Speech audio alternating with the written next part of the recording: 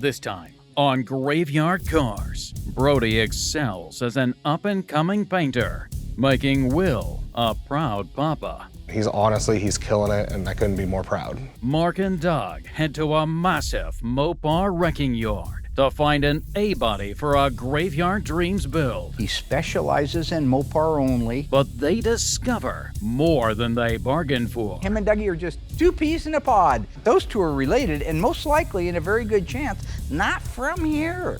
When Will is left in charge of the shop, will the #1 painter rise to the occasion or end up sideways, headed for a guardrail? Been one of those mornings where everything's gone wrong.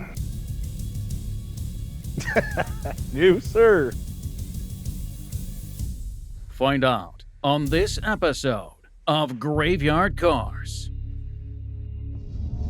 Beneath the fog, behind the rust, sometimes they come back.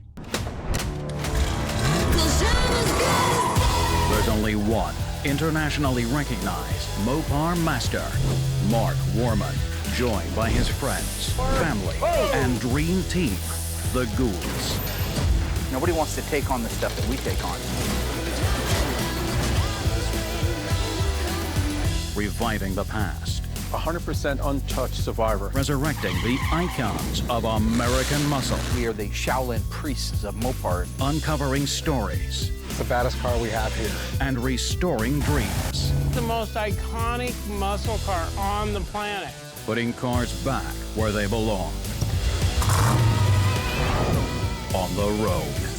Here we go. Beyond a passion. Oh, that's wild. One man's obsession. With Mopar perfection. This is Graveyard Carz.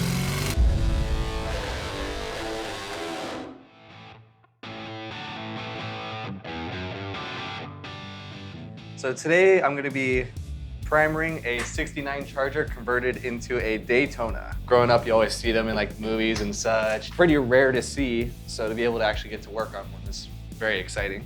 We're going to be doing 4 coats of this stuff. It is VP 2050 by PPG. It's nice and thick, it lays out pretty smooth. You know, when it comes to Brody, and I'm not saying this just because he's my son, he's doing a great job. We're at year number 2 this month. And for having no experience to where he's at now, I couldn't be more happier with. It's little things I taught him 2 years ago. It's having a paint gun in his hand while he does all of our DP90 work. It sucks. And you can run the crap out of it, it doesn't matter. It's just having the trigger time. So it went from, doing DP90 to going with primer and color, and it's spraying all different types of products has gotten him to where he's at now, and he's killing it, and I couldn't be more proud. When you are mixing these, I look for a certain type of texture to it. Like once it looks smooth, when you're mixing it along the cup and it runs up the wall, then it's just a nice like gray. It's like right now I'm mixing it, it's kind of liquidy. I can still see the numbers on the side. And then as I go along, the numbers slowly start to hide. And that's why I know it's at a good spot. So the way Brody's doing stuff here, it's not taught like typically, it just kind of comes with experience. These are the paint cups that we use. You put a little plastic, almost like a seal in there. I don't understand the design quite yet. So maybe I spoke a little too soon with Brody being on his way. He knows what the mixing cups are for. He knows how to use them. If he does it that way and it works, then it works too. The last time I poured these into here, I forgot the seal in one of them, so it went all over the cardboard. I laughed pretty hard, but it was a bit of a mess. Right now, as far as retirement goes, I have all my eggs in one basket. And that basket is that beautiful little brown-haired girl of mine, Layla, because it's not looking too promising with the rest. Recently, we heard about a guy up in Canby, little bitty mom and pop type of wrecking yard up there. He specializes in Mopar only. Liberty Moparts is the name of it. It used to look like this everywhere you went. Somebody in their backyard had a wrecking yard. There was always one down at the end of the road. Those things are all gone and swallowed up by the big consolidators, but he's one of the last ones. Are these customer cars in here? No, everything is mine except for the Barracuda back there belongs to a customer and the Dart does, but other than that, they're all mine. Nice. Got cars stashed all around his lot there, and he parts them out. He invited us, me and Dougie, to come up and take a look around, and so we did. I'm not very good with the customer thing, so I prefer to just do your own stuff and then sell it as a done You got car. it. Yeah. That's great. I love that car. And that car. And that car. And that bus. It's usually the road trips themselves that drive me over the edge. I just didn't think about once you get there, he's still Dougie. And you should see the plum crazy little duster back there. Whoo, it's a sweet one. Let's see what's in the garage. That's a 70 Charger. Oh, it is, yeah. 70. I see, yeah. Yeah. Oh, those are gold. Yeah, I'm fixing I got a rough spot to fix in the corner. Those are gold. Yeah. That's that 509 that's gonna go in the Magnum. This is? Yeah. Woohoo! And what's that one there? That's a 340. Oh my gosh. Yeah, Look at the size of those valve covers, that's deceiving. Yeah. Yeah, this is an original 340 car, but customer couldn't get enough traction, so it's getting a mini tub kit. I got you. I love this place. They have such a wide range of cars here. I think we could be here all day and not see everything. It's an original 340 car. Yeah. Does it still got the VIN? Mm-hmm. Well, I'll be darned. And a fender tag. Oh my gosh. Wow. And This is my No Prep Kings car I'm building. Oh yeah, you mentioned that. Yeah. Oh, that's going to be fun. 500-inch blown alcohol Keith Black. I want to see that one at the track. Yeah, I've built the whole chassis, one tube at a time. Wow. He's building this all by himself in his garage that you would never even think anything about. It just shows you that there's guys out there with mad skills, but they're not on TV showing off like I am every day, so you don't know that they do it. But the car that he's putting together in that garage is unbelievable. I mean, like way off the charts quality. Nice work. It looks That's a good. mock-up engine. The real engine's over at the machine shop, but Oh, gotcha. it's about 4,000 horsepower. Ought to move. We should be running around a flat 4-second, 1/8 mile, but this was a real Hellcat. Oh, it was? Yeah. And what's that one there? That one belongs to a local doctor who bought it in college. So now I'm fixing it up for him to, just drivability stuff. Just finished rebuilding the front suspension so that the... Nice. I love the A-body cars. I think they're adorable. Mark hates them. So the owner is going to give it to his son to drive in college. So, Oh, gotcha. yeah. Look, I don't hate the early A-body cars. I can appreciate that they were forerunners for where we're at today. I mean, the 64.5 Barracuda, right? Had to start somewhere. Sure, it's not a very pleasant car. They're not worth a lot of money, but I don't hate them. Of all the Hemis and 440s and everything you have here and all the cool cars, Doug's most interested in that. I thought it was a 63. Said he'd trade a 71 Hemi Cuda convertible 4-speed car for one of those. Well, the sad part is I don't think the owner would do that. He's like Yeah. Dougie then. He's just like old Dougie. What I don't understand is why Doug loves them.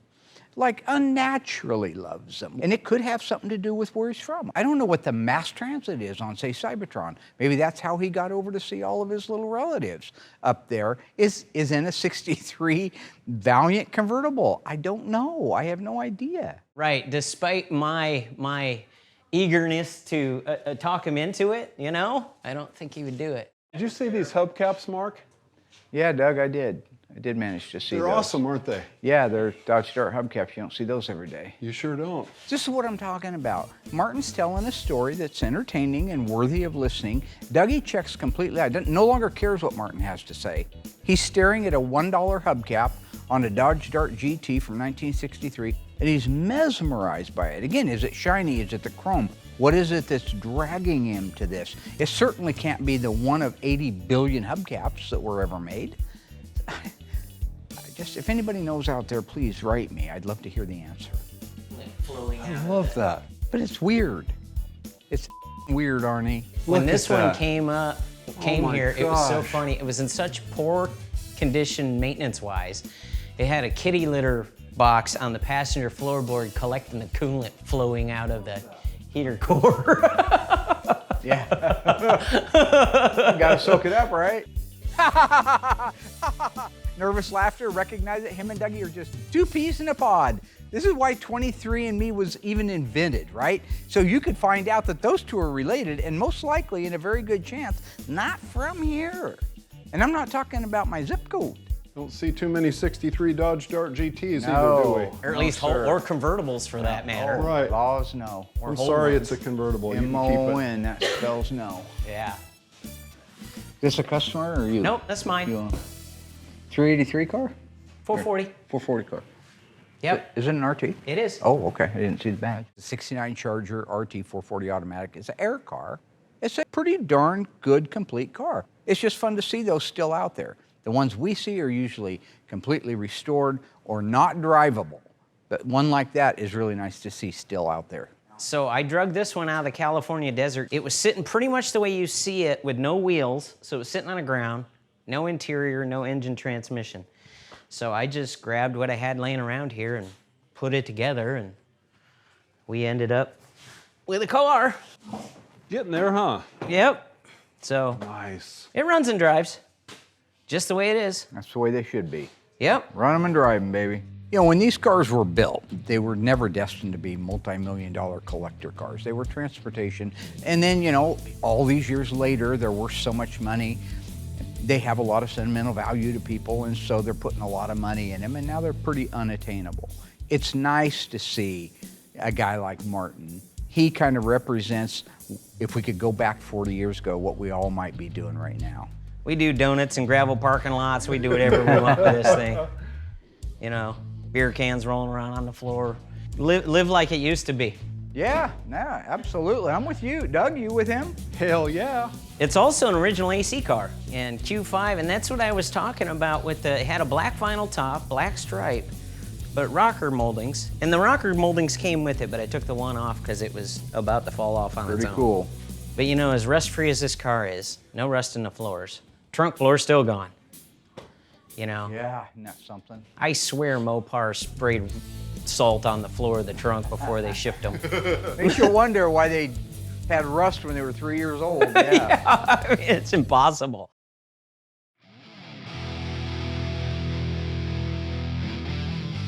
One of the cars that went right along and is in paint now is our 69 Roadrunner that we took in a few years ago. You guys might remember the 69 Roadrunner when it came in. The gentleman that owns it now, his friend had passed away and he had inherited the car from him. You guys remember back, he came out on the show, talked about the history of the car.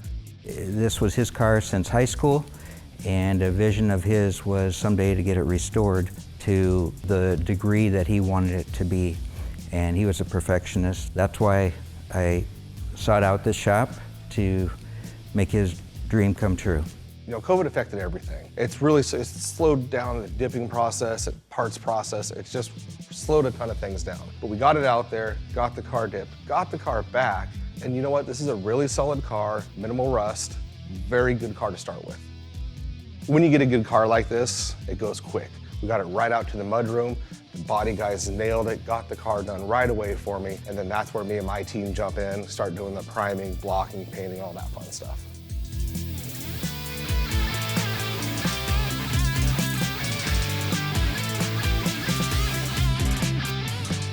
So the cool thing about this car is this client traded in one of his 2008 Challenger with 600 miles on it to go towards the cost of the restoration. And if you remember correctly, this is the car that had zero to do with me stealing, that Alyssa stole by herself. And then she got caught and got in trouble. And Mark was mad, and she lost her driving privileges for like over a year.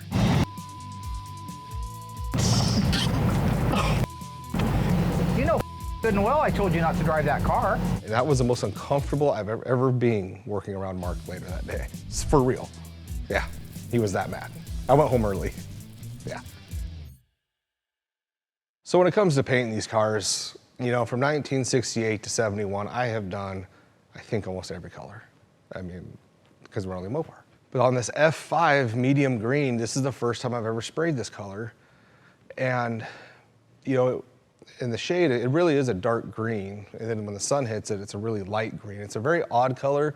I think it was pretty popular for like 2 years. Me particularly, it's probably the ugliest color I've ever sprayed. I don't like any of it. It's super transparent. It has no appeal to it. It's green. Maybe I've done like 6 green cars in a row, so I'm biased. It's the Ditzler 2024 is the code for PPG, that medium green F5. And we went right to color. The prep work was great. It was a super transparent color, probably the most transparent color I've done yet, but we're still talking 7, 8 coats of base coat. So I spent the whole entire day just getting the color on the car.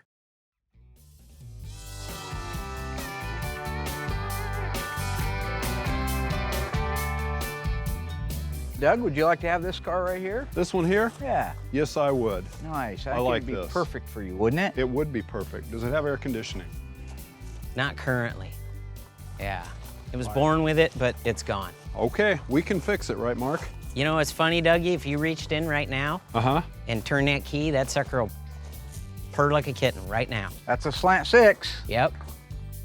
Oh, that's perfect. Yeah. So here we are again. There's Dougie just magnetically pulling over towards this crap box A-body car that nobody cares anything about. And that particular one's even worse than the 63. They made 80 billion of these things. These are like belly buttons. Everybody had one back in the day. And then you want the Oakland too? I want the Oakland. Man, oh man.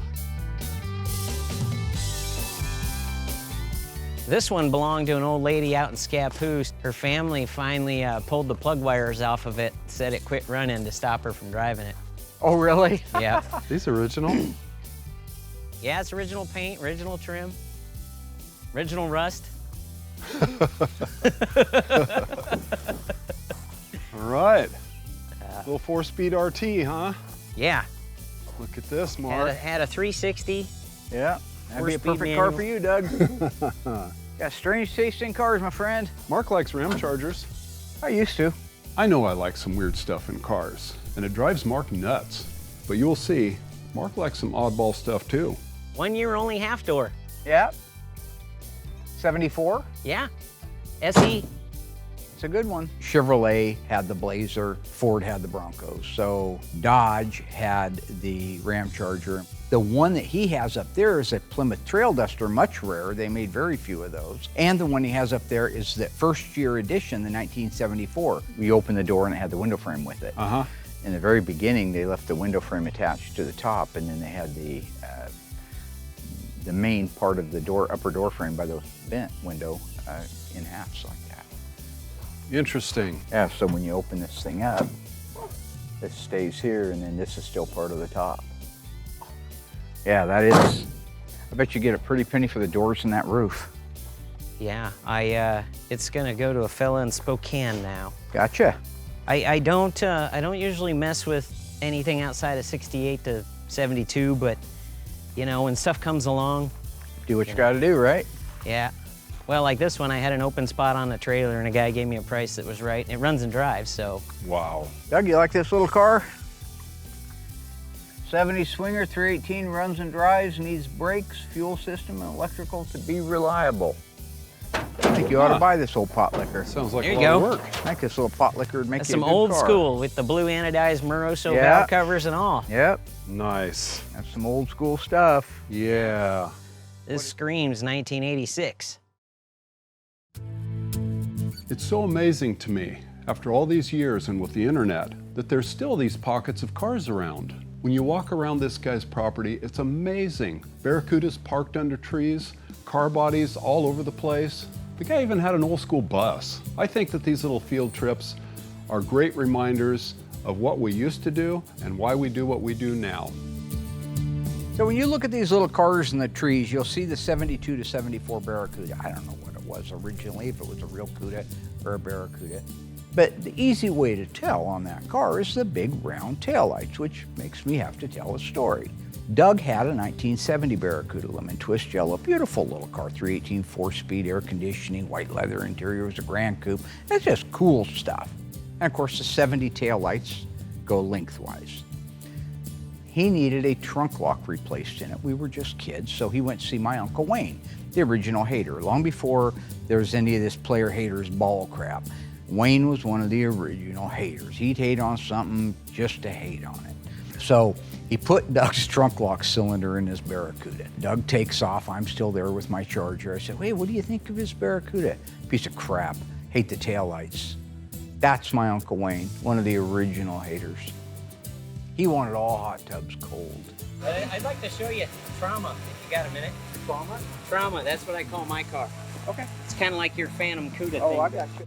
So the little 69 Charger that Martin was sharing, saying that it was similar to the Phantom Cuda, he's right in a lot of ways. This thing is a mess. Our Cuda was a mess. It got hit hard. This one got hit, what you call T-boned, right in the middle. So it was like taco shape. If you look at it from the back, the whole side's caved in. I don't know if he has the original engine for it or not, but it is a 69 Dodge Charger RT 440 automatic car, and it's loaded, it sounds like, with a bunch of stuff. 69 RT B5, air conditioning, bucket seats, center console, black vinyl top, black stripe. But have no illusions when it comes to the end value of that versus the Phantom Cuda. The Phantom Cuda had it beat. That's why I did that car. So the Charger's not going to have the end value. He's doing it because he's passionate about it. I was doing it for a client. Of course, I'm passionate too, but I had a client that wanted the car done. But to put those two cars into perspective, 14,739 69 Dodge Charger RTs with a 440 and an automatic.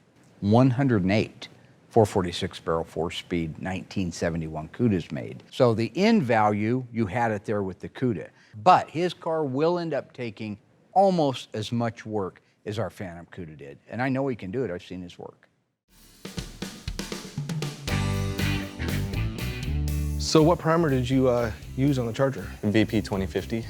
And the reduction of that primer? 2 to 1.5, 2 parts primer, 1 part catalyst, half reducer. Just right to the point, aren't you? Let's see what Mark's talking about. Or sorry, Scoop. No, just Mark. So what temperature did you prime at? 70. You sure it was 70? It was set at 70, so I would hope it's at 70. How many coats did you 3. do? Brody, you got to understand. I'm asking these questions. I know the answers. Mm-hmm. People at home don't. America, all 2 million people. They just got my answer. Okay. Thank you. Gotcha. So overall, how do you think the car came out? Good. Okay, so the car came out good. God, I see what Scoop's talking about with you. Mark. No, I get it. I get it now, and I don't know. I think I'm done with this interview. Are you? The car looks good. Yep. 70 degrees. Yep. 3 coats. Yep. Primer. Yep. 4-2-1. Nope. Oh yeah, 2-1. That's unfortunate. Well, I'm the one doing the interview, so. I'm done with your interview. So you Thank really don't you. have the right information. Great. Yep. That's a wrap. I'm glad. You can go now. Can I? As long as you Am I don't good, say- Pete? Unless you want to say I love you. Nope. Oh, come on. I've done it so many times on TV for you. One time. It's not gonna happen, Pete. One time. Peter, you're his boss. Do this. Let's go ahead and cut. Oh my gosh. So this was a cop car, so when I got it, it had some very interesting graffiti on it. I see some of it up there on the top of the quarter. God, the laughing. I can't take the laughing. It's that One Flew Over the Cuckoo's Nest laughing stuff. It's wound up on Thorazine laughter. It doesn't make sense. It's so loud. Why is it so loud? Yeah, but I took off the really good stuff. Oh, You okay. know, they came off with the doors. But you know, it's a great B-body platform chassis. Yeah. So one of the last cars that he wanted to show us was a 4-door Plymouth Satellite. I guess it was a former police car, he said. It's a white car. A lot of the state police cars are white here in Oregon. But anyway, the roof is already cut off. It's already donated to become something for somebody else. It's a true 4-door sedan. It's a Satellite, so it's got the correct rear body panel on it, and it's pretty darn solid. So this is the chassis that we're going to be able to put together with a real 70 GTX, not compromise any numbers anywhere, take the 2 cars and build one really, really nice car and have it back on the road again. And I can always, I left the 8 3/4 in it so it rolls, obviously. Yeah. I can pick that up another time. That's fine. And I told Shane that, you know, some of the stuff was going to be included with it. But I have 3 other heater boxes for you, and then there's a trunk lid right there that he wanted for a Dart. So at the end of the day, I had a really great time up at Liberty Mopars. Marty is a really nice guy and very hospitable. I even think Mark was really happy because we found a great donor chassis for the 70 GTX. So, all in all, a pretty great day at the graveyard. So one of the cars that we're working on right now in the shop is a 70 GTX, 444 speed car. It's all numbers car, but it's a rotten car like all of them. Shane and I, not very long back, were having a conversation about four-doors. What can we use off of four-doors? There are four-doors out there that are available. Two-door and a four-door are identical to each other except for the sheet metal that goes on from the wheelhouses up. In this particular case, we've got a 70 GTX that's rotted off of its wheels, nothing left but a roof and the topsis and quarters and a little section upper cowl panel and Dutchman. We went on the hunt for a four-door donor car. That brings me to this. In this particular case, on the B bodies, if you go into a four-door car, the only thing that makes the difference between the two-door and the four-door is the sheet metal on top of the chassis. So we are rethinking a lot of the things that we're doing, and when we can come across a good four-door, number one, it makes it purposeful. It doesn't have to just get crushed or parted completely out. You can actually use parts of it. And more importantly, you're putting together a car that will have a lot of original markings in it, a lot of the original integrity that came from the factory. We're looking for a body that is still together, has good rails, has good inner sheet metal floors, things like that, that we can drop our GTX down onto.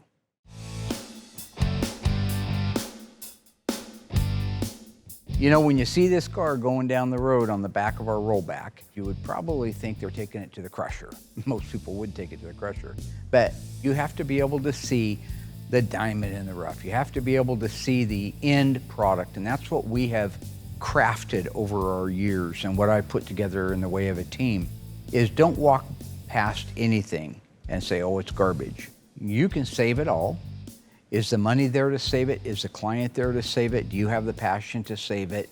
Whatever it is, it isn't easy to get where we're at. But now that we're where we're at, and we can see all those things, and we can save a four-door and make a 70 GTX come back to life, it's just another asset that we have in our tool belt that helps us put these dreams, these icons, back on the street again. Still to come. Once in a while, you'll come across a nice four-door. You think, well, that four-door doesn't have any value. It does in this particular world. Mark dives deep on his newest wrecking yard acquisition It's difficult to find good donor cars. and reveals why this ordinary four-door is an invaluable find. Inner cowl plenum, same part. Cowl side panel, same part. A-pillar, same part. They're the exact same part from a two-door to a four-door. As tensions build among the team, He puts lines in his eyebrows, like Vanilla Ice did. He wears chains like a Mr. T starter kit. is Will being pushed to his breaking point? Every day, why don't you like me? Why don't you like me? Insecure guy. I can't even trust it at this point. Find out when Graveyard Carz returns.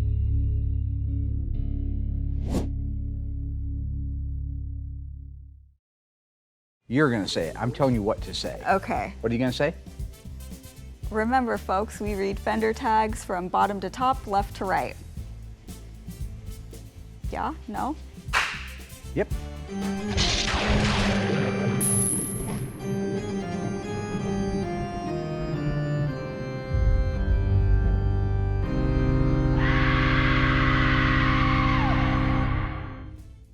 Remember, folks, we read fender tags from bottom to top, left to right. E87. That is the 440 cubic inch six-pack engine producing 390 horsepower. Next. D21. Heavy-duty manual four-speed transmission. JS29. First four digits of the vehicle identification number. The J means it's a Challenger. The S means it is an RT model. The 29 represents that it's a special edition Challenger, meaning it's got a fast top. Next.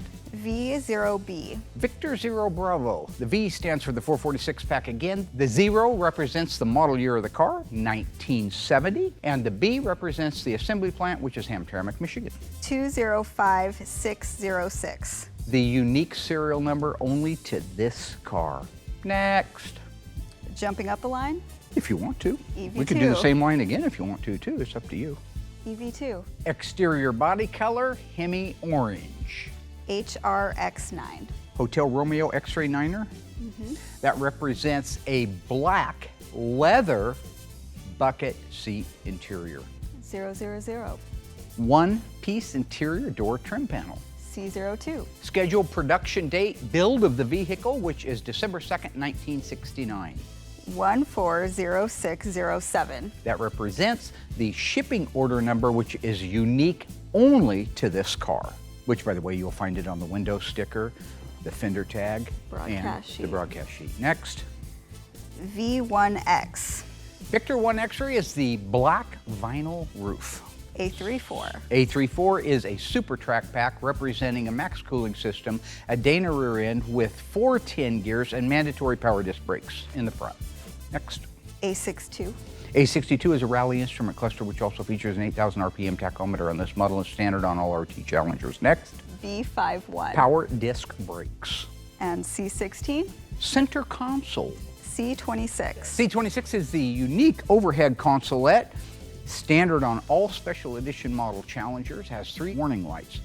Fasten seatbelt, low fuel, door ajar, also has an overhead light. Next. C55. C55 represents bucket seats. Lets guys on the assembly line know we're putting buckets in this bad boy. G32. Right hand outside painted racing mirror. And G34. Left hand outside remote painted racing mirror. J45. Hood pin tie downs. M21. Drip rail moldings. M31. Belt moldings. N41. Dual exhaust. And N42. Bright exhaust tips, including a through the pan exhaust rear valance. N85. November 85 represents the 8,000 RPM tachometer, part of the A62 package earlier. Go on. R11. AM Music Master Radio. Somebody cut some corners on that one. What else you got? V21. Victor 21? Victor 21. Oh, I love that. That's the sport hood treatment. The blackout on the hood. It's cool, sexy. V68. V68 means somebody didn't like any of the decal options on this car and went with striped elite. Y05. Y05 is built to US specifications. 26. 26-inch radiator, in this case for 1970 with a 440 or 426 Hemi, no air conditioning, you would have a 2998 956. EN2. I'll let you take it home. That is the end of our sales code and the end of this week's autopsy report. You passed. Well, thank you. Now, actually, folks, I didn't pass, and that wasn't a trick. I'll fall on the sword. I did not pay attention like I should have on that fender tag when we were rattling through it, or it would have jumped out at me like it did later when I was watching the scene back. Folks, that car is a real live JS29. That means it's a special edition. On that car, at that assembly plant, A47 is the sales code for special edition. It's not on that tag. Has to be on the tag. Go back and look at my other one. Look at my black RTSE 446 pack 4-speed car I did years ago. It's on that one. Look at all of the SEs that we've got here. It's on those. Why isn't it on that tag? Because the tag is a reproduction. Got past me at first glance. Folks, something to learn out there. Got past me at first glance. I caught it on the second glance. When people make these tags sometimes because they're missing, we've got a broadcast sheet, we know what it has, but it just has a reproduction fender tag on it. It's all real. Not everybody knows what they're doing. So I am going to help him have a new tag made for his car. I usually use Dave Weiss, very smart guy, knows what he's doing. I'll lay everything out for him and we'll have a nice correct one put on. But things that shouldn't be on it, maybe the rear spoiler, because that certainly isn't coded for that originally. That won't appear on the fender tag either, but things that should be on there like the A47, we'll make that right.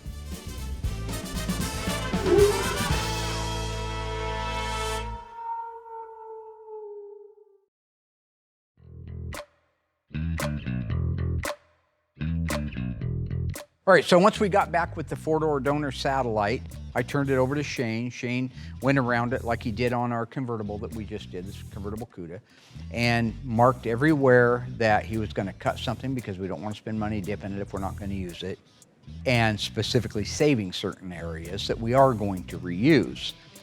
That has been done, the car is cut apart, and because I'm trying to share more metal work with my audience at home, I took a minute to walk around the car and show you what we were going to be saving and what we're not and why. It's really very informative. It's what you have to know if you happen to be doing your own 70 GTX or muscle car at home. Okay. Okay, so now on our 4-door donor, we have it all cut and trimmed to the pieces that we're going to be saving to be able to save our 70 GTX, which when that time comes, I will show you how these really marry together. Here it is, 2023. It's difficult to find good donor cars out there. Most of the 2-door hardtops or convertibles or posts that you find out there have been beaten to death, rotted off their frames like our GTX. Once in a while, you'll come across a nice 4-door. You think, well, that 4-door doesn't have any value. It does in this particular world. Granted, not a lot of stuff interchanges from a 4-door when it comes to everything from the rockers up. But from the cowl down to here, this is a 2-door hardtop. So when you look at the front of that firewall, that is the exact same firewall. If you called AMD and said, I would like a firewall for my GTX, or I'd like a firewall for my 70 Coronet 4-door, same firewall, same frame rails, both applications, shock towers, lower radiator support, all the same. They don't discriminate. They're the exact same part from a 2-door to a 4-door. Inner cowl plenum, same part. Cowl side panel, same part. A-pillar, same part. Main floor, step wells, under seat pan. It's the same on a 2-door to a 4-door. Trunk floor extensions, the rear body panel. Look at the rear body panel. Look at that. That's a 70 GTX Roadrunner rear body panel. Inner and outer wheelhouses. The only thing that makes this a 4-door is a vehicle identification number and this one area that we do have to change, the outer rockers. If you look right here, this is where your B-pillar would come up for a 4-door. That's why you see the footprint of it. The length of the outer rocker is the same from a 2-door to a 4-door. We could just patch this in and you'd never even know it once the car was all painted, but we don't like to do things that way. That's not exactly the quality we're after. There is another thing that would work, but on a 2-door right through here, the outer rocker dips in to make the provision for the quarter panel. We could just cut this and do it ourselves, but we could also put the correct new rocker on it and come across the same finish line that way. When you look at it, the firewall is beautiful. Main floor, got a big hole in it, lots of rust.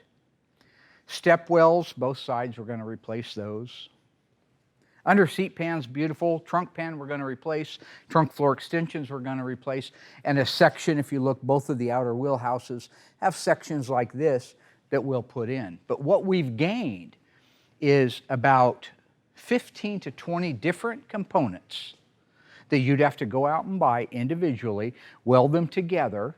It wouldn't have the benefit of all the original structural integrity that the factory had of putting it together like this. And you'd have more money in it if you could find a 4-door like this to donate for the cause. You just moved ahead months in your shop.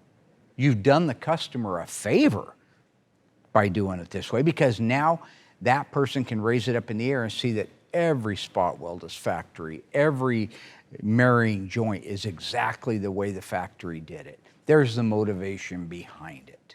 So to recap, firewall, frame rail, shock towers, A-pillars, in this particular case, inner and outer wheelhouses, trunk floor, main floor, cowl plenum, rear body panel.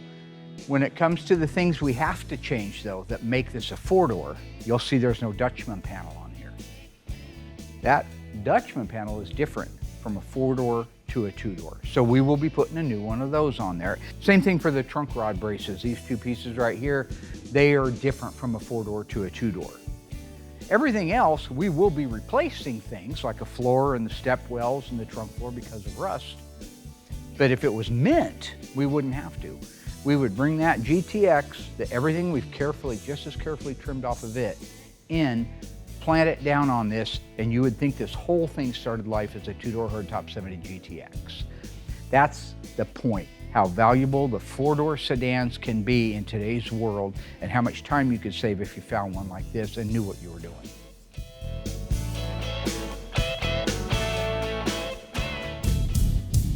Stay tuned. God, look at him. See, my son with the gold chain. Is the start of Will's week going to end on a high note? They see I got real work to do, so now it's just hangout session. Then they all stand there and watch. Or get blown to bits by his own flesh and blood. I'm over today. Coming up when Graveyard Carz returns. It's been one of those mornings where everything's gone wrong. I'll be happy when Brody or Kel start spraying. Kel, everything about that guy's discount. I don't even, gold chains.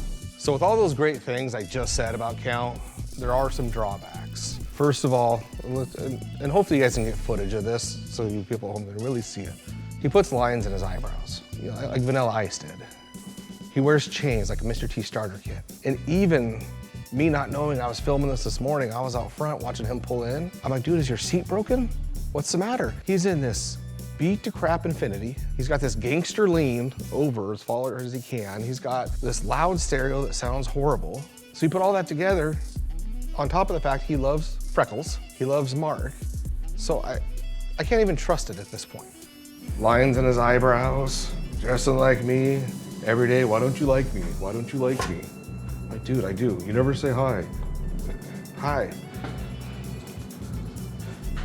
Insecure guy. Am I gonna be able to paint a car before you fire me? Why am I gonna fire you? God, look at him. See, my son with the gold chain. They see I got real work to do, so now it's just hangout session. Then they all stand there and watch. I don't mind it. You know, we're doing good here at the shop. We're painting a car a month, which is great.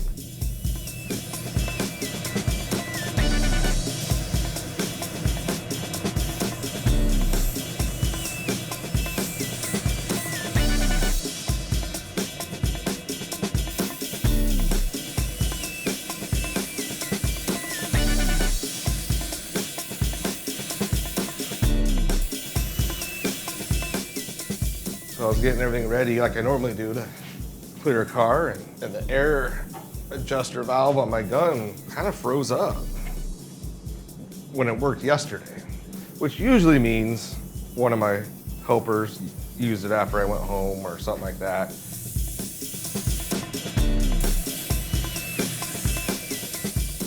But whatever, I couldn't get it fixed, so I had to tear apart a couple of other guns to make my clear gun work.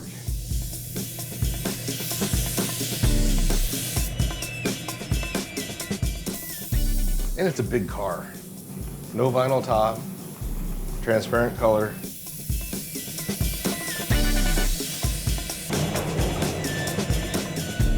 When you're fighting that much to get a car done, sometimes it's just best just to say, you know what? They'll still be here tomorrow.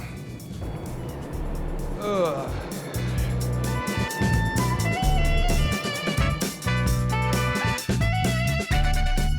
So I have to admit, you know, it's been a great start to the week. You know, Mark was gone. Count is Count. He's weird as hell. Brody did a phenomenal job, and we prepped the car, got it painted, came out amazing. So all in all, it was just a great week.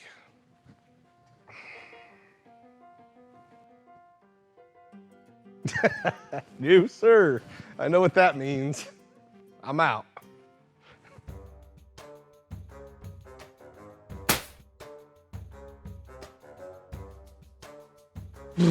I'm over today.